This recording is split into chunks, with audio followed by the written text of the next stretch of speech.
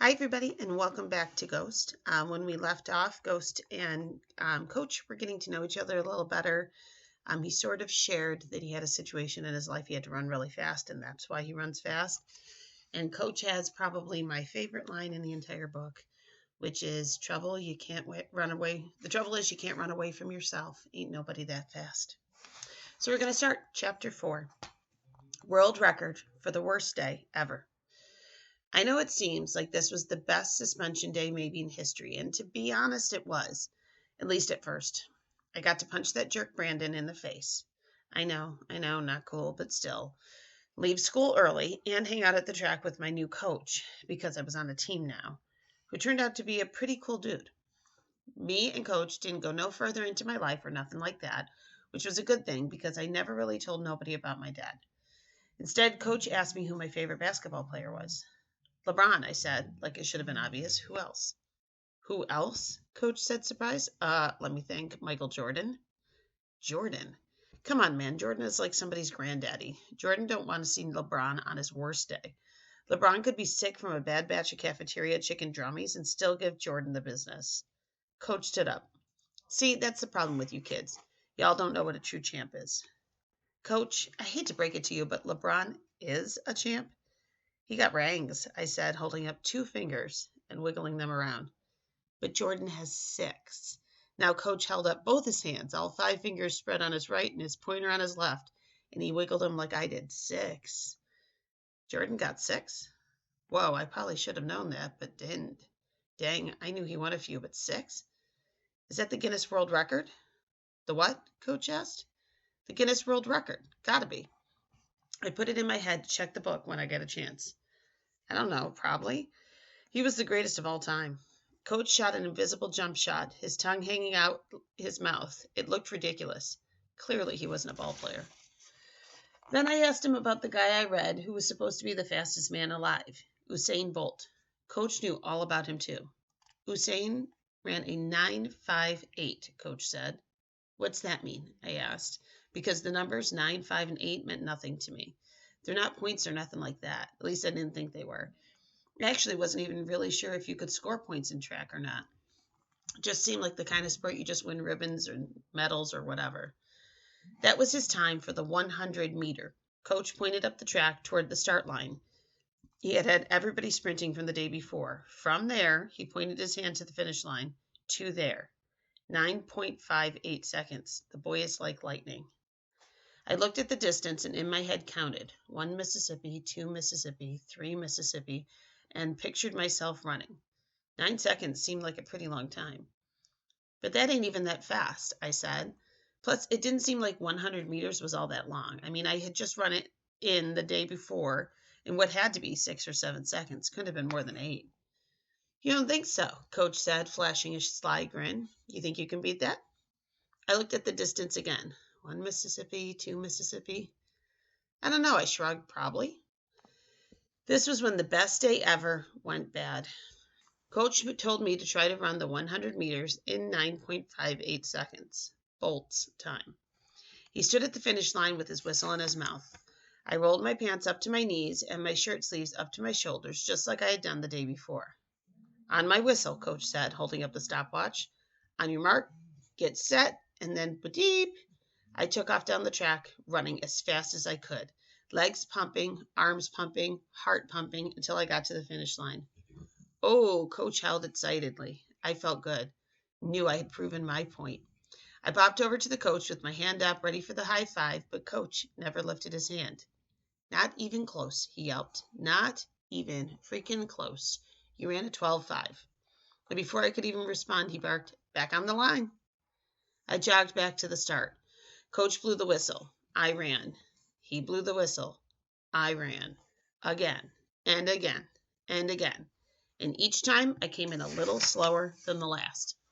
My head started swimming, my chest burning, and my legs got all gooey, like the running was turning my bones to liquid or something. After the 5th try, Coach yelled, 14 seconds. 14 seconds on the track that might as well be 14 minutes. Are you kidding me? I bent over and planted my hands on my knees. My legs were shaking, but only on the inside, like my muscles were shivering. My heart was pounding as fast as my feet had pounded the track, maybe even faster. My stomach was slipping, and I just knew that my French fries were going to come out as mashed potatoes all over the place. Coach walked over, his shadow making the red track burgundy around me. He leaned in and said lightly, almost as if he was whispering to me, "Back on the line." That's when I lost it. What? What? What? Again? I need a break, I panted. I'm tired.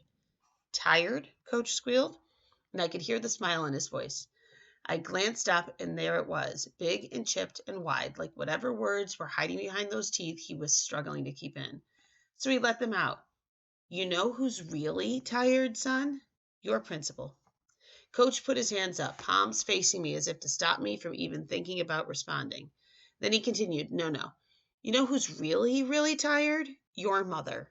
She's so tired, and she's going to be even more exhausted when she hears about your suspension." "Come on, Coach," I begged. "That's messed up." "Come on, nothing," Coach said, like every old black person says when they don't have a good comeback. He grabbed my shoulders and stood me straight. "Bending over cuts off your air," he said. "We stand straight up at all times. Understand?" I nodded, now understanding what was happening. I was being punished, after all. This was Coach's way of telling me that I better stop acting up in school. If this was what the consequences of getting sent to Mr. Marshall's office were going to be every time, I'd rather have him just call my mother. "Now, Mr. Better Than Bolt, get back on the line." Coach made me do the sprint 2 or 3 more times before finally letting up, and the only reason I think he let me stop was because my sprint had broken down into that weird sloppy trot the tall skinny kid Sonny had done at the practice the previous day. My shirt was gone. I had peeled it off and thrown it on the field just in case the wet cotton was weighing me down or something. My legs had pretty much clocked out, but instead of letting me just sit down and rest, Coach told me to walk it off. "Walk it off?" I asked, annoyed and confused and almost ready to cry. "Yeah, just walk around the track. It'll cool your body down slowly." But I didn't want my body to cool down slowly. I wanted it to cool down immediately. So yeah, at this point, I had pretty much made up my mind that track was the dumbest sport ever. I mean, you got to move to warm up. You got to move to cool down. Don't make no sense. Cool down should be, I don't know, some juice or an icy or something like that, not to walk.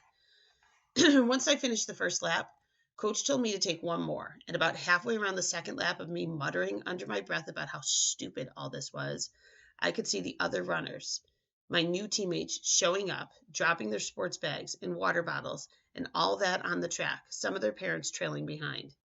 "This is going to be it," Coach was preaching to everyone as I finally made it back to the other side of the track for the second time. 10 girls, 10 boys. Just so we're clear, this doesn't mean you still can't be cut. It just means you ain't cut yet. Now, I'd like to keep it this way, but that's totally up to you. Got that? Everybody nodded, including a woman with braids who looked too old to be on the team, even though she was dressed in running clothes.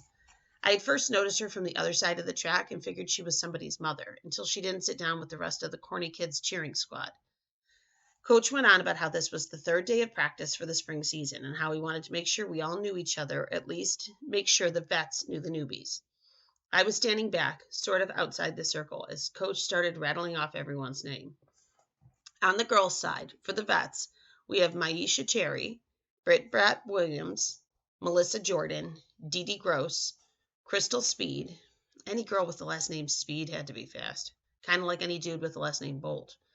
Coach continued, Deja Bullock, Lynn Tate, Condra Fulmer, Nikki McNair.